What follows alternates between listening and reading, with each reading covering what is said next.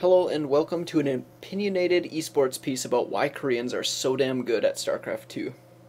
And I want to start this little blog article, vlog article, whatever you want to call it, by explaining my view of excellence and professionalism in sports. Just kind of a basic understanding. So at the beginning, let's assume that no one plays StarCraft 2 in the world, and one guy gets a copy for the first time. Now, when that guy sits down and he learns how the game works, he becomes proficient in strategy and mechanics, he becomes the best player in the world, that one guy. Then along comes his friend and says, hey, that looks cool, I'm going to try it out, I want to, give this a shot or whatever.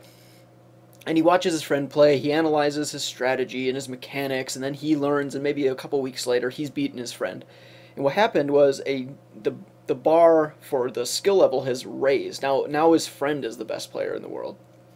And if they continue this process of competing against one another, they get better and better and better. It's just continually beating each other, learning new things, learning new mechanics and strategy and whatever. Now more people get the game, more people are playing, the bar continues to go higher, and it's this constant iteration of skill increases that births a professional level of competition.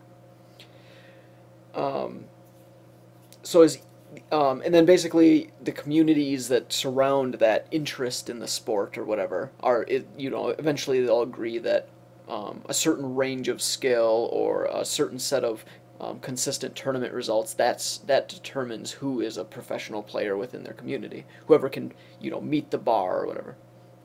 And we've seen this in sports like snowboarding, where professionals 20 or 30 years ago, like when it first began, they were doing very basic tricks. Maybe they'd do 360s and people freak out and all the fans would be like, oh my god, he just did a 360 and did a grab or something, right? And then as time has gone on, we've reached points where professionals are hitting jumps, and they're launching like hundreds of feet through the air, and they're doing like 1080s, spinning upside down and all kinds of crazy stuff. And this has happened because as one person learned a new move, figured out basically how to do it and stuff, someone else saw it and said, I want to do that. They spent all this time doing it, and they've just kind of been like competing, I guess, maybe not even on purpose at some of the times, but they're constantly just raising that bar, doing a little bit better.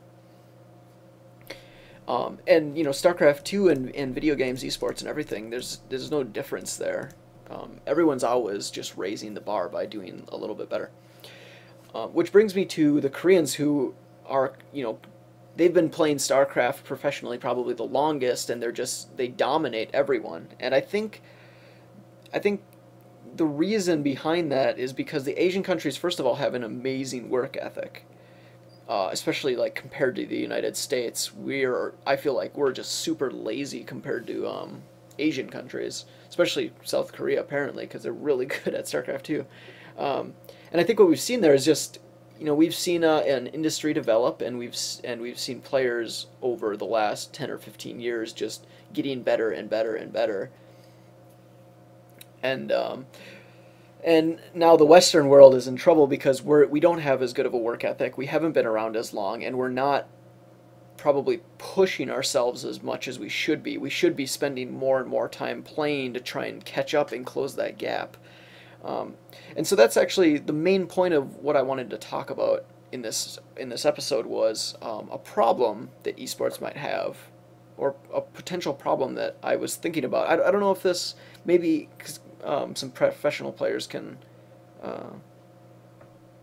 shed some light on whether this would be accurate thinking or not, but I had the problem arose that maybe, so with traditional sports like, say, football or soccer or tennis or whatever, athletes have to go and train by physically moving themselves to a field or court and then finding a partner to compete against.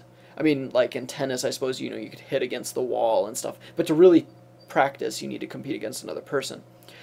So then they do that, obviously. They train for hours and hours against someone, but eventually they have to rest because their bodies will actually physically get tired. They'll need water and food, and you know, they're burning lots of calories and stuff like that. They need to rest at some point. Obviously, they can resist the temptation of resting. However, they risk injury at that point, right? I mean, if you could just continually push yourself forever, you get injured. In esports, though, it's a bit different because we just sit at our computers and we play and play and play and play. And you know, when your body's not like physically moving, you probably don't have to eat as often or drink as much because you're just not burning the calories. I mean, there's things like carpal tunnel and just mentally getting exhausted and then eating on occasion or whatever. But we can spend a lot more time practicing our game, and you don't have to coordinate with someone necessarily. There aren't all these logistics to figure out. You can literally just get up in the morning, roll out of your bed into your computer chair, and queue up for, you know, a match or something like that. And so the problem that I was thinking of is, what happens if we get to a point where the professional players are literally dedicating almost every waking hour to their game? You know, what if the Western world catches up to Korea and starts beating them, and the Koreans, you know, obviously want to stay on top, so they start practicing even more, and then we start practicing more, and we reach a point where there's just a small group of people that are willing to basically put in the effort, because you can't have a life. You can literally do nothing but train if you want to be on top. And I was thinking, even like, what if we got some crazy like pioneers who decided to do polyphasic sleep, where you do like small naps spread out through the day. Apparently with polyphasic sleep, you can like get away with only sleeping like 4 hours a day. So what if we had people that were literally like sleeping for 4 hours a day, cramming the rest, and training for like 19 or 20 hours? Like, would anyone want to do that? Would that destroy like any potential newcomers to the industry? Because people would be like, well, fuck that, I don't want to spend 20 hours every day playing my game. Like, I want to be able to you know, meet people, go, you know, travel, and you know, hang out and talk about esports and whatever. Like, I want to do the other stuff too. I want to be you know, have a brand, or like someone like In Control and Idra, who don't have the best results anymore, are almost entirely just based on their entertainment. Like, they would have to like switch entirely to entertainment because there'd be almost no point for them to compete, besides competing out of like just passion for it or something.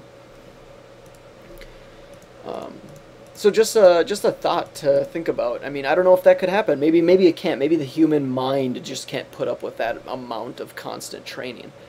But I feel like with the billions of people that are on this planet, there might be a small group of people, just a very tiny percent, that can put up with it. That are like machine-like people that grew up in a weird environment where they can literally just focus on one thing hour after hour, forever and ever and ever. I don't know, maybe not, but I think we'll at least get to a point, like even right now, I think that we're kind of at that stage where Koreans are training way more than everyone else, and a lot of Westerners and stuff, they don't want to put in that time because, you know, I don't want to play 12 or 14 or 16 hours a day. I mean, that's a lot of time that, like, it would be nice if you could play 8 or 10 and then spend other time doing stuff like being on podcasts or doing interviews and stuff, so you can also get your name out there besides just competing. But maybe that won't be a possibility in the future. I don't know. So just something to think about. The whole point of this opinion piece today was just to present a problem that we might face and see if it's even, you know, something that we should be thinking about for the future. Yeah, so that's basically just what I want to talk about. Thank you for listening, and tune in next time.